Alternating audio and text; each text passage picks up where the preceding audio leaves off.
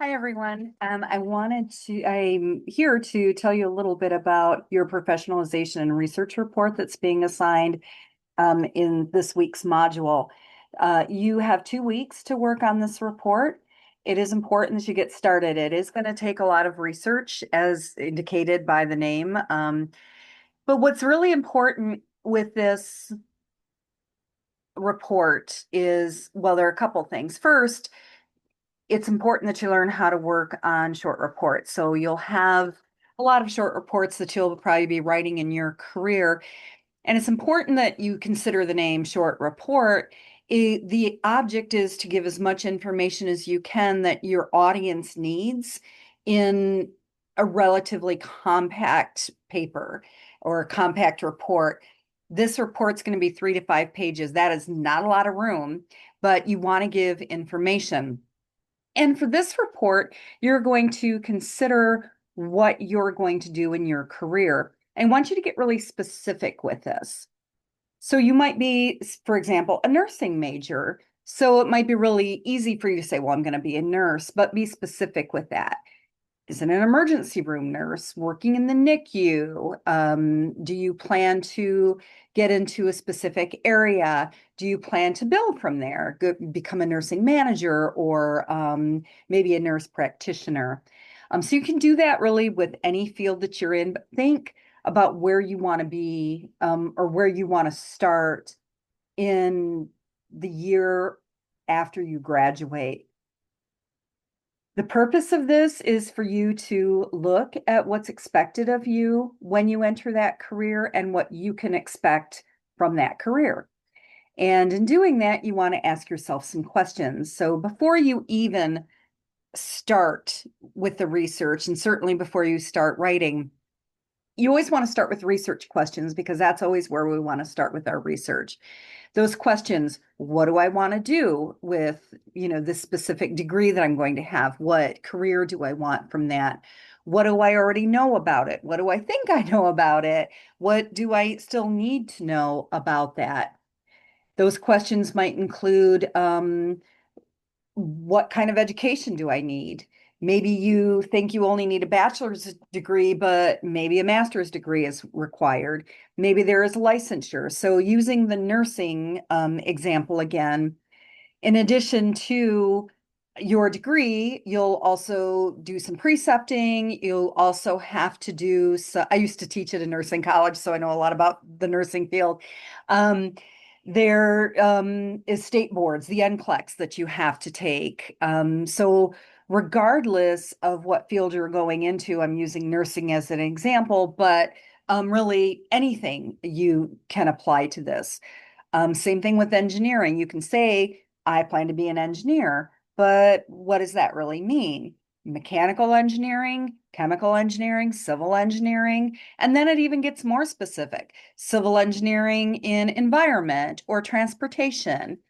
What does it take? Well, you do need a 4-year degree, and that is a requirement usually. In addition to that, or is there any specific licensure? Well, maybe in your specific area there is. Maybe you'll be required to take by the NCEES might require you to take exams like the FE or maybe even the PE. And what does it take to do that? And are they all required? So unlike the nurses who must take their state boards, not all engineers have to take the FE or the PE. So question that. What is going to be expected of me? You might ask other questions like, what is the environment going to be like? What's available to you? Is it working in a hospital, working in a nursing home, in private practice? Will you be working outside a lot, or will you be in an office most of the time? Are you required to be in a more urban area, or is there availability for you to work in maybe a more rural setting? Think about what's important to you and ask questions based on that. You might want to look at the pay. What can I expect from this career? What kind of pay will there be? What does the job outlook look like? So you're going to start with a specific source, and that is the BLS.gov. So I'm going to share my screen here and you can see a little bit about what that's going to look like. And I'm going to get right to the website here. And here is your BLS.gov, BLS standing for the Bureau of Labor Statistics that you can see here. And once you're here, you're going to see that there's a lot available to you. What I recommend you start with is starting with publications and going to the Occupational Outlook Handbook. So the tab Publications and then Occupational Outlook Handbook. From here, you can see that there's a lot available to you in these occupational groups. Construction and extraction, maybe architecture, maybe legal, maybe management. So you can start here to look at this. Maybe let's look at healthcare, and we can come in this way, and then we can scroll down and look at things like athletic trainers, chiropractors. Let's look for nurses, and you might see, wait a minute, there isn't anything specifically for nurses. There's nurse anesthetist, which is way different than like an emergency room nurse or a nursing assistant. We'll keep scrolling down because you'll see here, it's actually under registered nurse. So you can click here. Now, this will give you a lot of information, but what if you can't find what you're looking for? So we'll go back to this occupational outlook, and I don't see, for example, engineering. Well, you can always just search and just put in civil engineer. And when you click on that, you can just find your civil engineer, and you can see that you're right back at that same type of summary. This information comes right from income tax returns. So the IRS provides this information.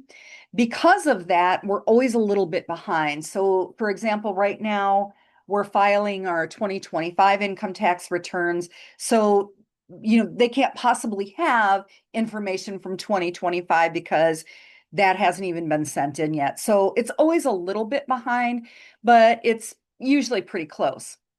You can see here that the information comes from 2024. So you're not too far behind with that. But this is probably going to be the most accurate information you can have. We have to, with our taxes, we have to be very accurate and honest. Otherwise, the consequences are huge. So we can probably guess that this is probably the most accurate information we can get. So we can look at the summary. You can see that it offers median pay, the type of education requirement. So you do require a bachelor's degree. You don't necessarily need work experience or on-the-job training. You can see the number of jobs in civil engineering in the United States in 2024. And this is really nice, the job outlook. So the job outlook looks out 10 years and tells you what the expected growth is. And here you can see it's 5% increase. So that's very encouraging. And we know that that is something that we might want to look at. It goes on to tell us what do civil engineers do. This is kind of just a brief one-sentence explanation, but if we click on this, it gives us way more information. So clicking around on this site can be very helpful. How to become a civil engineer? What is the pay? So we have a summary here, but this gives us more information. Job outlook, if you want to get specific to the state, do you want to stay in the state of Ohio or Michigan? Maybe I can get more specific areas in that. Maybe you live in a specific area. So if you're in Ohio and you're from the Cleveland area and you want to go back to the Cleveland area, what's the outlook there for you? What can you expect? Similar occupations, and this is really helpful because you might look at your occupation, see there's no growth. Maybe it's a negative growth in the next couple of years. Maybe I want to think about some other options for me. And I had this with one of my students who, wasn't really aware that there wasn't a lot of opportunities out there for his specific career. So it's important for him to look now at what other things could be available to him. So here, looking at a civil engineer, we can see there are other things available to us: architecture, civil engineering, mechanical engineering, surveying, urban planning. So you're not necessarily limited, but this can give you some other things to look at.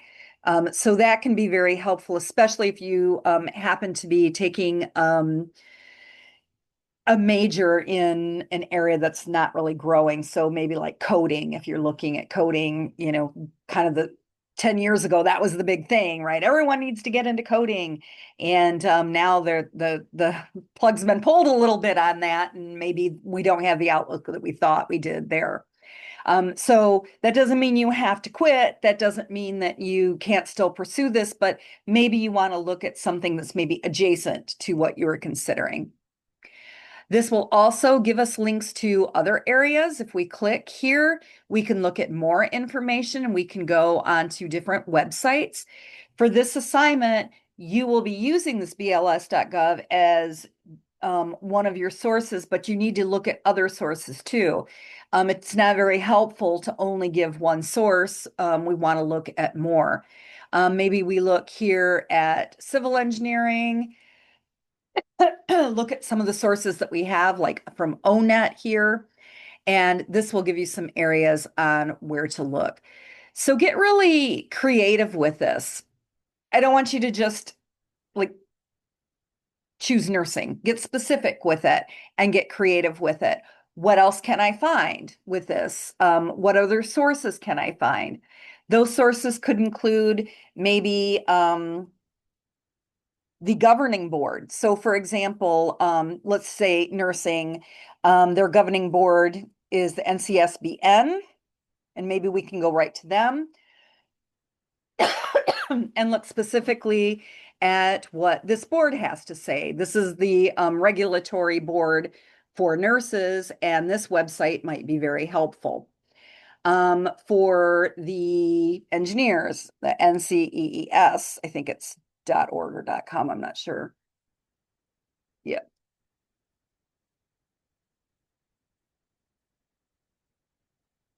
The NCEES, it talks a lot about what engineers and surveyors can expect.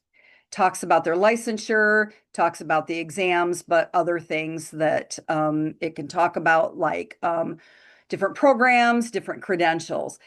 You can even do a Google search. We all love Google. So maybe we just want to look at job outlook for nurses.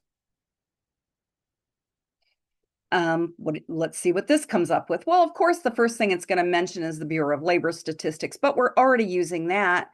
Oh, but look, American Association of Colleges of Engineering or of Nursing. So that could be very helpful. The American Nursing Association. So probably some credible sources that we can use here, but you do the digging. You look around for it. Also, we always have our library resources that we have here, and this is going to be difficult because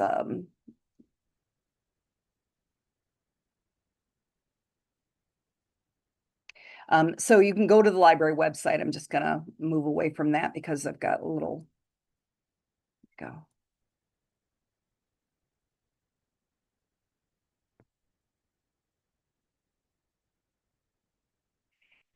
Go to our library website on the U Toledo and see if you can find some different subjects here or reserve some information. But going to our library, looking at maybe journals and finding some journal articles, maybe nursing careers. And you know how to do this search. This is all Composition 1 information. So there's a lot that you can find. But, get used to what you're looking for and find out what's going to work for you. So you can use academic sources. You can use commercial sources as long as they're credible. And then, of course, you're going to use bls.gov. Some other sources that you might want to use are maybe some interviews. So if you know someone who's in the field already, an interview can be very helpful, or maybe one of your professors in the field that you might want to interview or get some information from that. So as long as you're using a credible source and citing it, then definitely you can use those sources. So make sure you're citing everything you use. You can go to MLA. You already know how to use MLA. This was, you learned all that in Composition 1, so you're familiar with it. But if you do need some help, you can always go to your book. If you go to Chapter 8, it tells you how to format in MLA and APA, or you can use sources like Purdue OWL, the library, the Writing Center, or MLA.org. So you have a lot of sources. The key to remember is that you need to cite your sources. You also want to use some visual aids. If you choose to use visual aids off of a website that you found or a publication that you found, you can do that, but you also must cite those visual aids, and MLA can help you with that also. If you create your own visual aids, chapter 10 discusses that a lot, even chapter 11 discusses that a lot. It is great. Create your own visual aids. That can be very helpful. You don't need to cite that because it's your own work, but you do need to explain it, and you do need to refer to it and introduce that visual aid. So remember, visual aids are just that. You're aiding your readers with the information that they need, and not just saying, here's a visual, figure it out for yourself. You need to discuss it. That must be part of what you're doing. So read the assignment very thoroughly. Ask yourself a lot of questions. Start with some research questions. You always want to start your research with research questions. Do some brainstorming with this. If you're having trouble getting started, you can always use the Writing Center. Definitely check them out to see if they can help you get started. If you have questions, email me. Remember, that's the way that you're going to contact me. Don't put something on Blackboard. I probably will never see it. It's not very good at forwarding that. And be sure you're using your UT email address. Otherwise, I will not open it if it's from an outside source. Those emails will not get open, and that's a UT policy for security and protection. But do look it over. You have 2 weeks to work on this, but those 2 weeks will go fast, so don't wait. Get started. And if you have any questions, let me know. Thanks, everyone.